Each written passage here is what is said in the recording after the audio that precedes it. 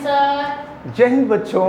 इस समय हम लोग मामना इंस्टीट्यूट के यूट्यूब चैनल से जुड़े हुए हैं और इस चैनल में मैं आप सभी लोगों का स्वागत करता हूं।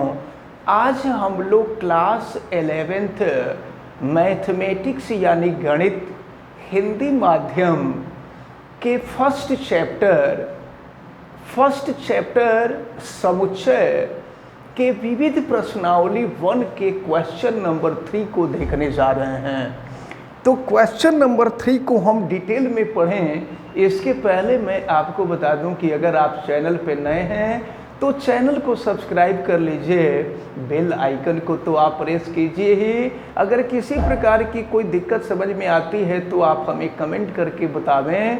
वीडियो को मैक्सिमम स्टूडेंट तक शेयर करें ताकि मैक्सिमम स्टूडेंट इस इम्पॉर्टेंट टर्म को अच्छी तरह से समझ सकें। और हाँ, आप वीडियो को लाइक ज़रूर करेंगे। तो चलिए शुरू करते हैं। क्लास 11th हिंदी माध्यम गणित और फर्स्ट चैप्टर की विविध प्रश्नावली यानी समुच्चय की विविध प्रश्नावली का क्वेश्चन नंबर 3 हम लोग देखने जा रहे हैं। प्रश्न नंबर 3 देखने जा रहे हैं।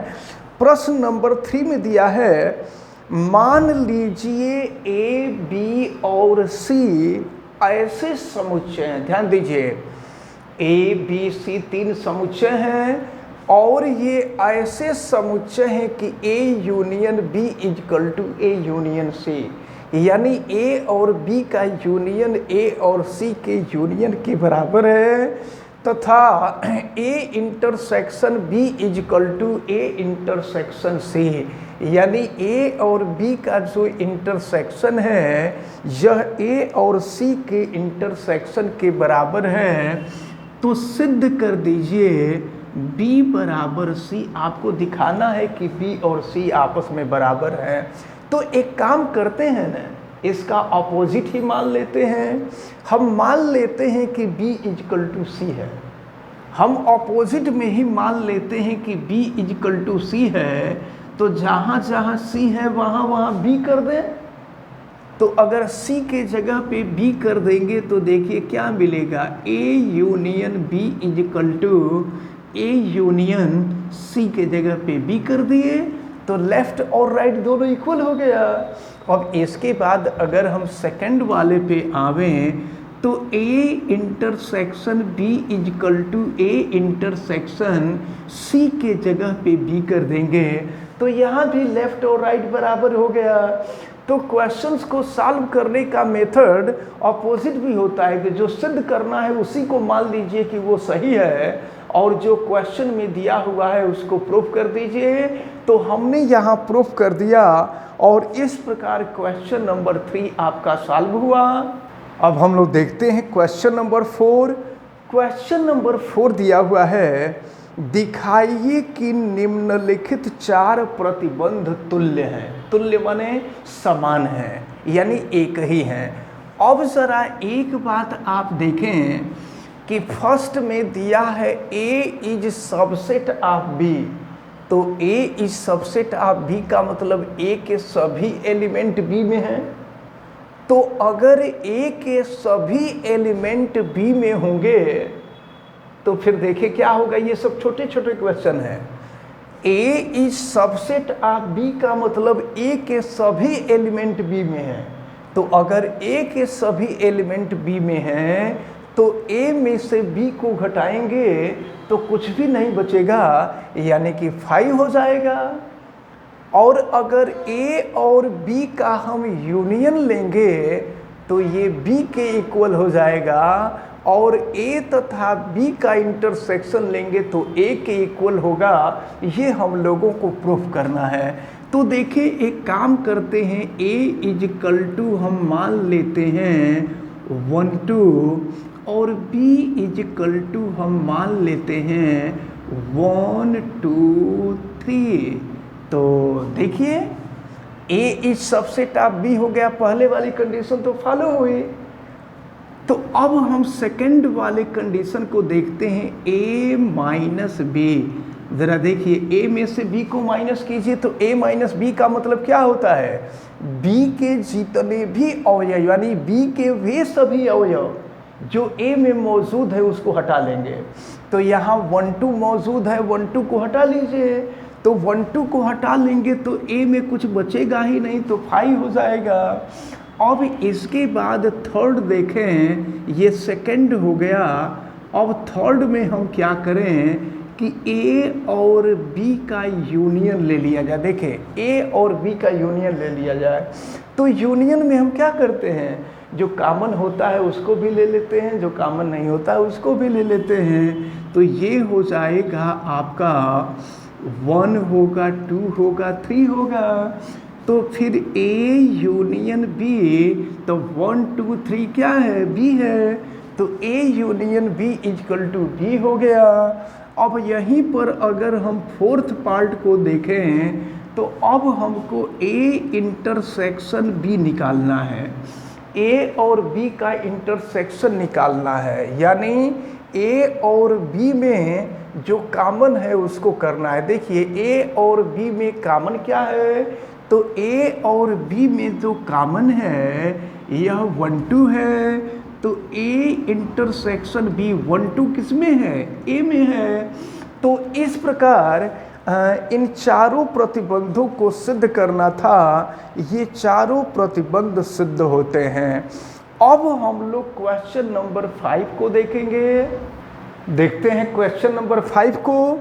क्वेश्चन नंबर 5 में दिया हुआ है, दिखाइए कि यदि A is subset of B, अगर ए बी का सबसेट है तो C minus B is subset of C minus A, यानी सी माइनस बी जो होगा वो सी माइनस ए का भी सबसेट होगा। तो चलिए एक काम करते हैं, हम ए इक्वल टू 1 2 मान लेते हैं और b इक्वल टू 1 2 3 मान लेते हैं और c इक्वल टू कुछ मान लेते हैं। चलिए c इक्वल टू हम मान ले रहे हैं 1 2 3 4 5 मान लेते हैं। तो देखिए a के सभी एलिमेंट b में मौजूद हैं, तो अगर a के सभी एलिमेंट b में मौजूद हैं तो a इस सबसेट ऑफ b हो गया, a जो है b का सबसेट हो गया। अब हम ज़रा c माइनस बी निकालें, तो देखें c माइनस बी की वैल्यू क्या निकल रही है। c में है 1 2 3 4 5 और b में दिया हुआ है 1 2 3, माइनस करिए तो c minus B equal to, देखिए 1 2 3 इसमें से निकाल लीजिए तो ये बचेगा आपका 4 5, c माइनस बी निकल गया। अब c माइनस ए अगर आपको निकालना हो तो देखिए c में क्या है 1 2 3 4 5 है और a में है 1 2 को माइनस कर दीजिए तो 1 2 माइनस हो जाएगा तो c माइनस ए निकलेगा 3 4 5। तो देखिए c माइनस बी की जो वैल्यू निकली है ये 4 5 निकली है और c माइनस ए की वैल्यू जो निकली है वो 3 4 5 निकली है। तो देखिए 4 5 3 4 5 में मौजूद है, यानी c माइनस बी का एलिमेंट 4 5 है और c माइनस ए का एलिमेंट 3 4 5 है। तो ये जो है c माइनस बी के सभी एलिमेंट c माइनस ए में प्रेजेंट है। तो इस प्रकार सिद्ध होता है कि c minus B is subset of c minus A. देखिए क्वेश्चन नंबर 6 में दिया हुआ है, यदि pa equal to pb, p का मतलब घात समुच्चय आपको पता ही है, तो अगर a के घात समुच्चय और b के घात समुच्चय बराबर हों तो सिद्ध कर दीजिए a बराबर b। तो एक काम करते हैं ना, यहाँ भी हम लोग अपोजिट ही करते हैं, हम मान लेते हैं a बराबर b, यानी a और b दोनों इक्वल हैं तो a इक्वल टू हम ab मान लेते हैं और b इक्वल टू भी ab मान लेते हैं।